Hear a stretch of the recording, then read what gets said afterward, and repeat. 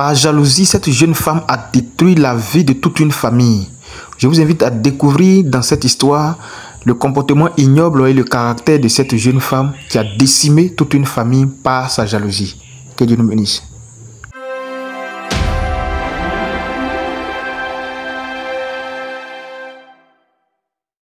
Alors Cathy, je sais que tu as 25 ans, tu es passionnée de tout ce qui touche à la restauration. Et ce soir, tu nous visites parce que toi aussi, tu as une confession à nous faire. Cathy, nous sommes très impatients de savoir effectivement ce qui s'est passé dans ta vie pour que tu nous visites ce soir. Ma présence ici, pas forcément pour raconter une histoire qui est joyeuse. Voilà. Les années passées, les années en arrière, j'étais à l'intérieur du pays. Et là-bas, j'ai rencontré une femme qui était dans la restauration. Et lorsque j'ai croisé la femme, j'ai approché la femme pour lui dire que j'aime beaucoup la restauration. Et j'aimerais qu'elle m'embauche pour me perfectionner et aussi l'aider. Et c'est ainsi que la femme a accepté, sans hésiter. Et par la grâce de Dieu, j'ai commencé à travailler avec elle. Alors, quel était votre rôle exactement dans le restaurant de cette dame? Mon rôle, je m'occupais des clients. Je m'occupais des clients, je faisais la vaisselle et je servais la nourriture. Et lorsqu'elle était occupée par les commandes, je l'aidais à préparer. C'est ce que je faisais. Donc, ça veut dire que tout se passait très bien entre vous et votre patronne, entre vous et les clients. Votre travail était-il apprécié par tout le monde? Oui, tout se passait très bien. Et ma patronne, elle aimait beaucoup mon affaire parce que je faisais tout mon possible pour faire tout ce qu'elle me demandait. Et les clients aussi m'appréciaient. Tout le monde m'appréciait par mon travail. Tout le monde, personne ne s'est jamais plaint de mon comportement jusqu'à ce que je rencontre un insisteur. Un instituteur? Oui, qui est venu dans le quartier. Et lorsqu'il est arrivé dans le quartier, le lendemain, il est passé au restaurant. Et il était vraiment gentil. Il était vraiment gentil. Il était souriant. Et c'est comme ça qu'il a commencé à fréquenter notre restaurant. Et il était là toujours. Il n'avait pas un jour qu'il manquait. Chaque jour, il était là. Et il était devenu très vite notre client fidèle. Alors, sur ce fameux client fidèle, est-ce que vous aviez des informations le concernant, sur sa famille, sur sa situation? Est-ce que vous en saviez un peu plus sur lui? Dans le temps, on n'avait pas d'informations sur lui. Et il avait l'air célibataire, puisqu'il venait toujours... Il avait l'air célibataire? Oui. D'accord. Il venait toujours seul. Il n'était jamais accompagné. Il était toujours seul. Et lorsqu'il venait, il tenait toujours que ce soit moi qui lui serve la nourriture. C'est toujours moi qui lui serve tout. De l'eau, sa monnaie, les commandes. Il voulait toujours que ce soit moi. Et il m'appelait sa petite femme. D'accord. Et c'est comme ça, je commençais à m'habituer à ça. D'accord. Alors, en dehors de ces compliments réguliers que vous receviez de la part de ce client habituel, est-ce que il vous aviez parlé aussi d'autre chose, à part ça? Concrètement, quelque chose entre vous? Non. Il ne m'a jamais parlé de quoi que ce soit. Il ne m'a jamais invité. Il ne m'a jamais dit quelque chose. Il ne m'a jamais demandé même mon numéro. Mais lorsqu'il venait, c'était toujours m'apprécier en tant qu'une fille qui cuisine bien, qui est bien, qui se comporte très bien. Et souvent, j'étais jalouse lorsque mes autres clientes, mes autres collègues voulaient l'approcher. Je devenais jalouse parce que je voulais moi m'occuper de lui. Personnellement? Oui, de la manière une femme s'occupe de son époux. C'est comme ça que je me comportais avec lui. Alors, ce que je veux savoir, est-ce que l'instituteur en question avait remarqué, votre attitude, que son attitude vis-à-vis de vous troublait, en fait? Non, il n'avait rien remarqué. Il n'avait rien remarqué. Il continuait toujours à m'appeler, ma petite femme, à apprécier ce que je faisais, la cuisine que je faisais. À part ça, il n'a jamais eu d'attitude.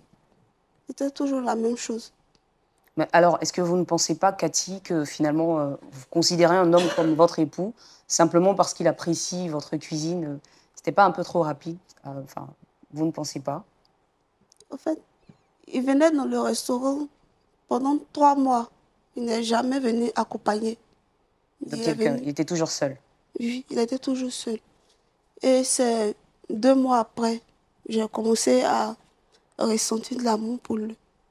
Alors, ce que je veux savoir, vous êtes en train de nous dire qu'il a fréquenté assidûment le restaurant pendant 3 mois, Oui, sans être accompagné, il venait toujours seul manger à votre restaurant, toujours le même repas, il se faisait toujours servir par vous, oui, et vous aviez commencé, donc, vous, à apprécier sa compagnie, oui. alors qu'en réalité, il ne vous avait jamais déclaré quoi que ce soit. Non. D'accord. Votre regard a donc commencé à changer sur sa personne, c'est cela? Oui. L'attitude a commencé à changer. J'ai commencé à l'aimer. Je passais mes nuits à penser à lui. Mhm. Il était toujours dans mes pensées, mais lui, de son côté, il ne me voyait pas en tant que femme. Je ne sais pas, mais il ne me voyait pas comme ça. Il me voyait juste une jeune fille qui se débrouille bien dans sa vie, qu'il aime bien peut-être. Mais il ne me voyait pas autrement, à part ça. D'accord. Donc vous n'avez jamais su, enfin vous ne saviez jusque-là, vous ne saviez toujours pas si monsieur était déjà marié, s'il était déjà engagé dans une autre vie avec quelqu'un d'autre, ça vous ne le saviez pas. Non, D'accord. je ne Alors savais qu'est-ce qui pas. s'est passé ensuite? Ce qui s'est passé ensuite, et midi, il est venu au restaurant, mais il était accompagné. Il était accompagné par une dame. Et lorsqu'ils sont arrivés à mon niveau, puisque quand il vient au restaurant, c'est toujours moi qui le sais. Mhm. Il m'occupait de lui, il m'a appelé. Quand ils sont arrivés, il m'a dit, il me présentait sa femme. Que, comme il venait d'arriver, il voulait aménager son appartement, tout et tout, connaître un peu la région, avant d'envoyer sa famille. Il me présente sa femme. Et sur le champ, j'ai coulé en larmes. Je ne pouvais pas supporter ça, ainsi quitter devant lui. Et il n'a rien compris. Bon, il n'a même pas regardé, il s'en foutait quoi, au fait. Il n'a pas pensé ce qui se passait. Il n'a pas imaginé ce qui se passait, au fait. D'accord, que vous pouviez être dévasté parce que là, vous étiez en train de piquer, enfin, Oui. il y a une petite jalousie là qui se manifestait. D'accord. Donc il vient accompagné de son épouse à votre restaurant ce jour-là. Vous découvrez donc là, subitement, que monsieur est marié. Ensuite, qu'est-ce qui se passe, Cathy? Quand, quand j'ai vu ça, vraiment, ça m'a fait mal. Ça me fait vraiment mal. Et c'était comme s'il se moquait de moi. Moi, j'ai cru qu'il il savait ce que je ressentais pour lui. C'est ce que je me suis dit. Mais en réalité, je ne sais pas. Ça m'a fait vraiment mal, comme si c'était foutu de moi ou je ne sais pas. Et je suis entrée dans la cuisine. Quand je suis ressortie, il m'a montré sa commande. Et j'ai servi sa commande. Sa femme, elle devait emporter sa nourriture. Et pour ça, j'ai mis, comme je savais où on gardait la nourriture, j'ai mis le poison dans sa nourriture de la femme. Et elle est partie avec la nourriture. Alors, Quelque temps. ce que vous m'aviez dit aussi, c'est que effectivement, le poison en question dont vous parlez, c'est enfin, le poison qui est destiné à tuer ou à éliminer les souris et les rats. En fait, dans le magasin, il y avait il y avait des insectes. Donc, comme c'est moi qui m'occupais un peu de tout ça, elle m'a remis. Je savais où on mettait la nourriture. Et par jalousie, pour me venger, j'ai Vous mis. remettez en fait le poison. Comment? Où vous saviez dans la cuisine où était rangé le Oui, poison qui devait enfin, tuer les insectes, les rats, les souris, des choses comme ça. oui. D'accord. Et j'ai mis ça dans la nourriture de la dame. Et elle l'a emporté. Quelque temps après, j'ai dit que la femme a été hospitalisée à l'hôpital. Et qu'elle appelle, Elle est enceinte. Elle a perdu son enfant. Elle a perdu son enfant.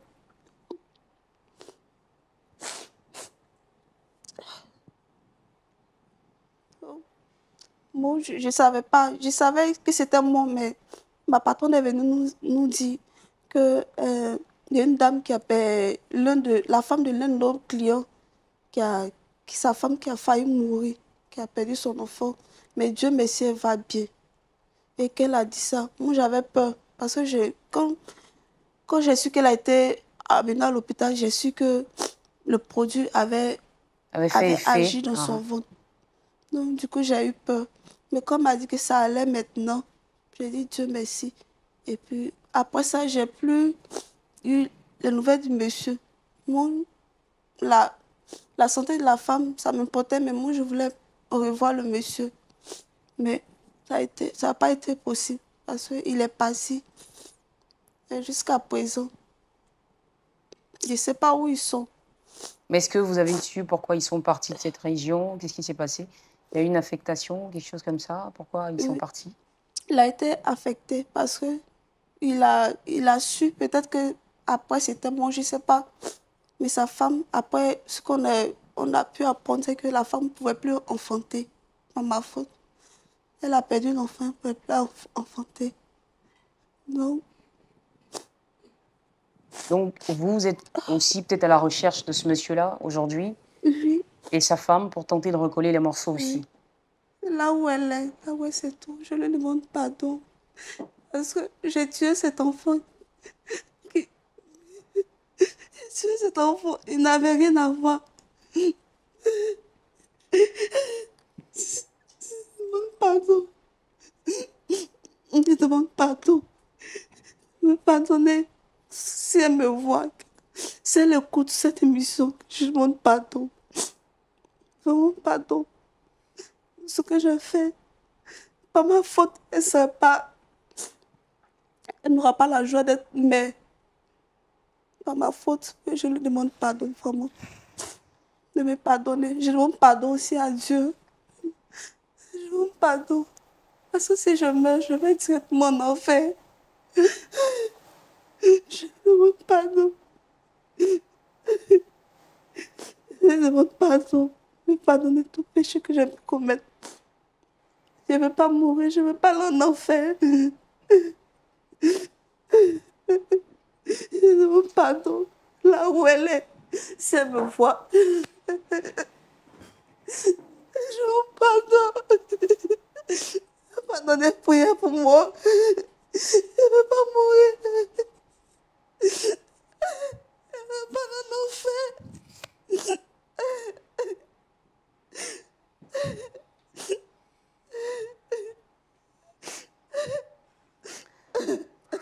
Voilà, Cathy.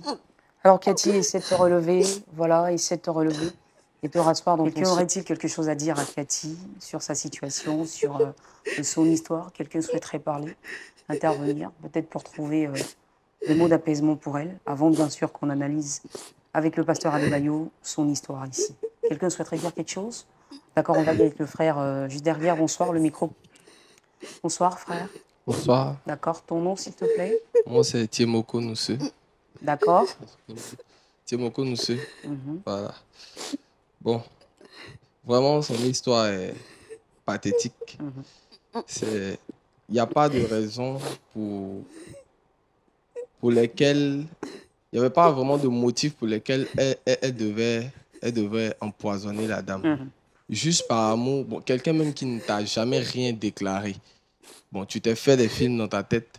Et puis, à cause de ça, tu attentes à la vie de la femme.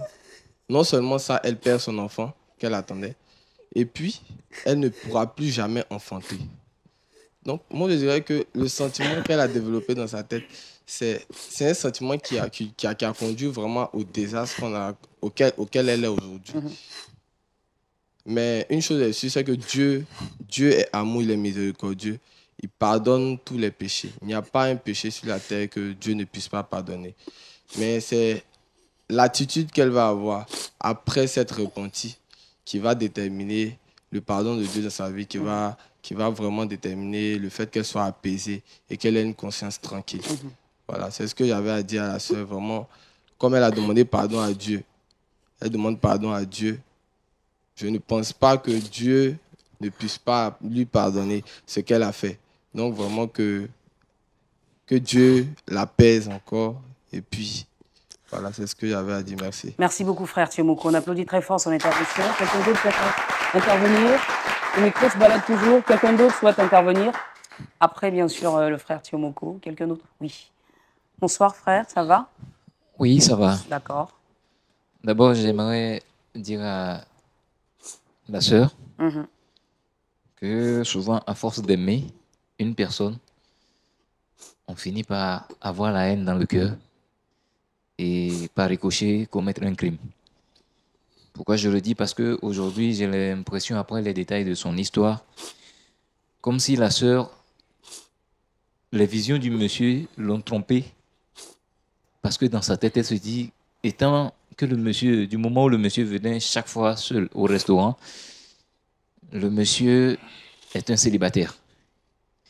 Et au grand jour qu'elle a découvert que le monsieur a une femme dans sa vie, tout de suite, elle a piqué une crise. Et c'est de là qu'est née la haine et la vengeance en même temps.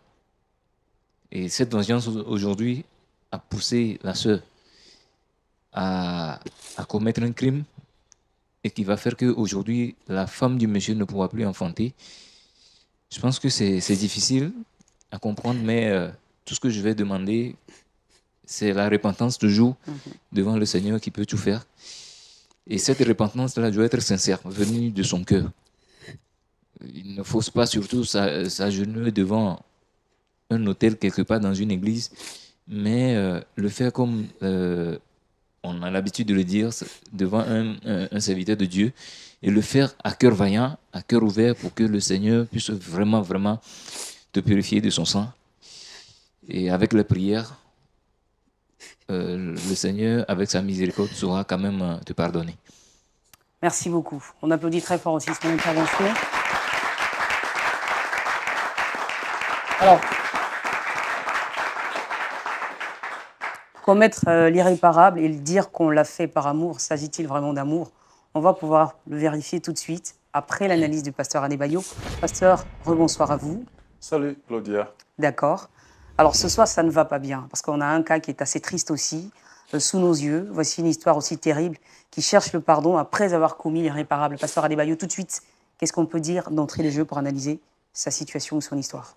C'est triste pour Cathy. C'est triste. Ce que je voudrais dire, c'est que après l'émission, elle risque de se retrouver en prison. Si jamais la femme suit ça, est-ce qu'elle est prête à assumer? Parce que si elle demande pardon à Dieu, Dieu peut pardonner, mais il peut permettre aussi l'acception. Il peut permettre aussi que la souffrance demeure. Mais il faut être prêt à supporter aussi. Comme David a dû souffrir du décès de son enfant, né d'un acte adultérien avec la femme de quelqu'un d'autre. En dépit de ces 3 jours de jeûne, l'enfant est décédé, il a accepté. Donc il faut qu'elle soit prête à assumer. Nous ne souhaitons pas qu'elle se retrouve en prison, mais elle dit que s'exposer publiquement comme ça, ce n'est pas facile. Mais elle risque d'avoir des difficultés. Maintenant, venons à l'acte qui a été posé. Ouais. Je ne connais pas l'instituteur, mais je dirais que la responsabilité est double. Effectivement. La première incombe à l'instituteur qui trouve une jeune fille. Je ne sais pas si elle est chrétienne d'abord. On va vérifier. Alors Cathy, dis-nous, à cette époque où se passaient ces événements, est-ce que tu avais déjà fait la connaissance, enfin la rencontre de Christ? Non, je n'étais pas chrétienne. Et maintenant? C'est maintenant que tu as accepté le Seigneur. Ah, oui. Alors, on analyse des actes, une histoire entre 2 inconvertis. 2 inconvertis, 2 païens.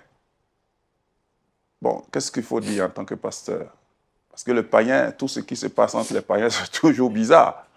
Et c'est quand ça vient de l'acte d'un chrétien que ça choque. Parce que le chrétien est la lumière du monde. Maintenant, entre deux païens, si je veux parler simplement sur le plan naturel, humaniste ou humanitaire, je dirais simplement que l'instituteur a provoqué un problème. Il a joué avec le feu, comme le dit simplement, en l'appelant Cathy ma femme. Et en désirant que ce soit elle seule qui le serve, ce n'est pas normal, c'est bizarre. Sachant qui est la fille, quelles sont... il y a des filles qui croient facilement, même quand au début elles résistent, mais après finissent par s'attacher. Et un adulte, je ne sais pas son âge, mais un adulte quand même, qui est marié, et qui joue avec la vie de quelqu'un d'autre. Ma femme, c'est toi qui vas me servir, ma femme. Donc, il faisait croire à Cathy qu'il avait quelque chose pour elle. Et un jour, il s'amène avec sa femme, et elle se fond en l'âme. Ce qui est vraiment bizarre, vous voyez. Et il retrouve sa femme, perd son enfant, et puis être dans l'incapacité d'enfanter. Voilà. Donc, c'est des jeux qu'il ne faut pas faire. Appeler quelqu'un d'autre, ma femme, des jeunes filles, des adolescentes, ma femme. Moi, je n'ai jamais aimé ça, franchement.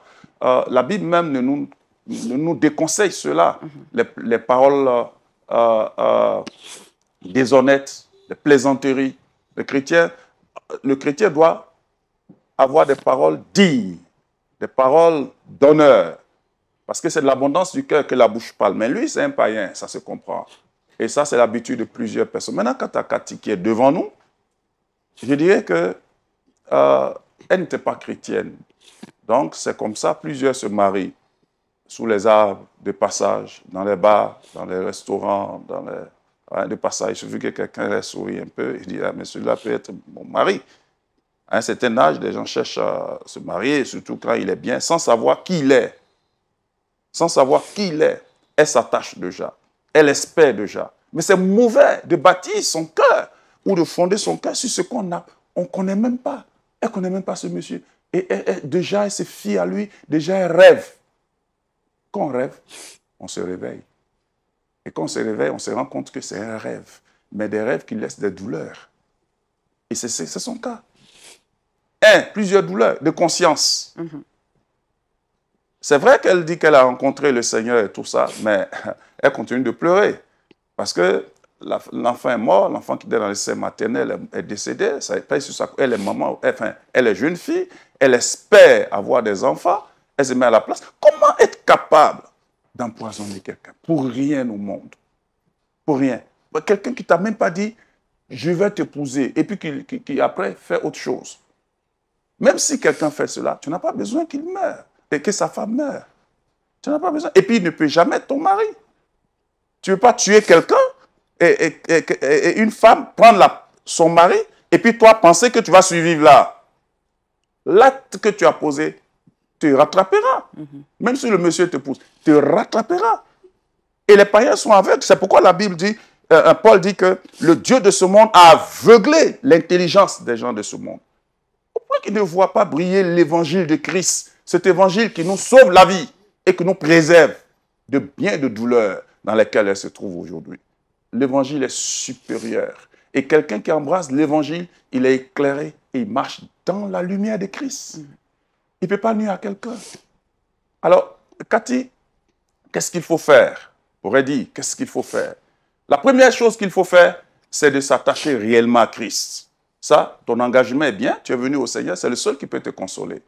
Et ensuite, demander l'aide de ton pasteur. Et je vais souligner une chose. On ne confesse pas les péchés au pasteur, ni à un leader religieux. Non, non, non. C'est à Christ, à Dieu d'abord, à Dieu, au nom de Jésus qui est mort pour nous, qu'on confesse les péchés. Celui qui confesse les péchés à un individu, mais il perd son temps. Ça ne sera jamais pardonné parce que l'individu même, il a des péchés à confesser. Et s'il a confessé, lui, ses péchés, il n'est pas mort pour nous. Pour qu'on confesse nos péchés à un individu, ou qu'on prie au nom d'un individu. Il n'y a qu'un seul nom, selon Acte 4, 12, par lequel nous pouvons avoir accès au trône de Dieu, c'est le nom de Jésus-Christ. Le seul nom puissant, efficace, qui inquiète Satan, qui fait trembler les ténèbres, c'est le nom de Jésus. Aucun autre nom ne peut nous sauver que le nom de Jésus. Donc, je l'appelle à avoir un contact réel avec Jésus. Néanmoins, elle a besoin d'un suivi, d'être aidée, d'un soutien moral de la part de son pasteur. Et la dernière chose que je voudrais dire à Cathy, c'est de veiller sur son accoutrement extérieur. Aujourd'hui, les chrétiens, eux-mêmes sont les propres problèmes. Eux-mêmes sont les propres problèmes. Parce que quand tu t'exposes à quelqu'un, les hommes mesurent le niveau moral de la personne qui est devant, de la jeune fille qui est devant. Et quand on est chrétien, on doit veiller sur ça. Sur ça. Pourquoi? Parce qu'en nous demeure le Saint-Esprit, l'Esprit de Dieu. Donc, on ne peut pas se permettre, je ne vais pas attaquer un vêtement quelconque maintenant, mais il faut faire en sorte qu'on soit digne. Quelqu'un qui peut désirer une fille à cause de son accoutrement, son extérieur, en réalité, c'est difficile qu'il reste fidèle. Parce qu'il va toujours désirer des choses et quand la vieillesse va arriver, il va arriver ailleurs. Donc, il faut que Cathy veille dessus. Il faut qu'elle veille sur ça et qu'elle se consacre à Dieu, qu'elle arrête de continuer à pleurer. Si véritablement elle a confessé ses péchés au Seigneur, Dieu lui pardonnera. Elle aura la paix du cœur. Maintenant, ce qui s'est passé, Dieu est souverain. Dieu est souverain. Peut-être qu'elle aura l'occasion de les rencontrer, mais il faut qu'elle soit sage. Parce que si elle va avouer à la femme, que c'est moi qui ai fait ceci, ah non, non, non. Elle risque d'avoir plus de problèmes. À moins que la femme soit chrétienne et qu'elle accepte de pardonner. Et le monsieur d'ailleurs aussi. Mais il serait sage qu'elle demande l'aide de son pasteur pour qu'on l'encadre et qu'on l'aide. Ce sens-là, c'est ce que je peux dire. Merci beaucoup, pasteur Adebayo. Allez, une fois de plus, on va applaudir. Hein. Merci beaucoup. Alors, Cathy, voilà, tout cela a été dit pour toi.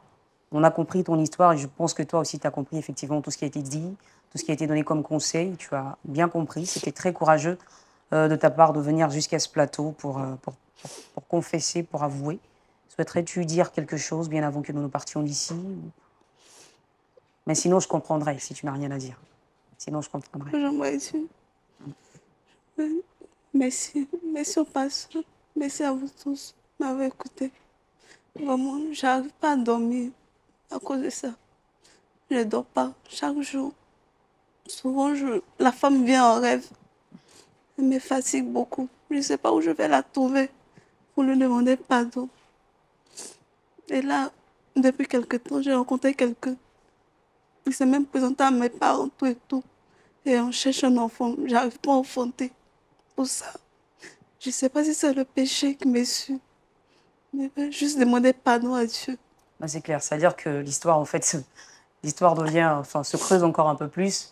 Et forcément, si on donne encore la parole au pasteur Adebayo, ça va rallonger. Mais on va raccourcir, je comprends. Une autre fois peut-être. Mais en tout cas, pasteur Adebayo, je pense qu'il a aussi besoin de prières là, parce que c'est vraiment des tourments. Un petit mot avant la prière.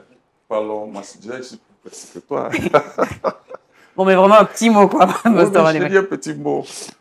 Juste un petit mot. D'accord, allez-y. Alors, je voudrais dire à Cathy, tu vois, dans la Bible, il y a un homme qui était plus méchant que toi, enfin, aussi méchant que toi, qui a tué des chrétiens, qui les jeté en prison, et qui a soutenu le maître des diacres de l'église, la première église de Jérusalem, et qui avait reçu un ordre de mission pour aller à Damas, fermer les églises, jeter les chrétiens en prison, arrêter tous ceux qui croient en Jésus-Christ, qui embrassent la foi chrétienne. Quand sur la route, il a rencontré le Seigneur, cet homme-là, ce métrier, est devenu un serviteur dans les mains de Dieu. Et il dit, ça lui fait mal, mais il rend grâce à Dieu qu'il l'a sauvé. Et il se considère comme tout petit. Parce qu'avec ce qu'il a fait à l'église, mais il n'a jamais fait mention de ce qu'il est en train de pleurnicher, de ce que Dieu ne lui a pas pardonné, il ne sait pas s'il ira au ciel. Il dit, lui-même le dit, j'ai l'assurance de mon salut.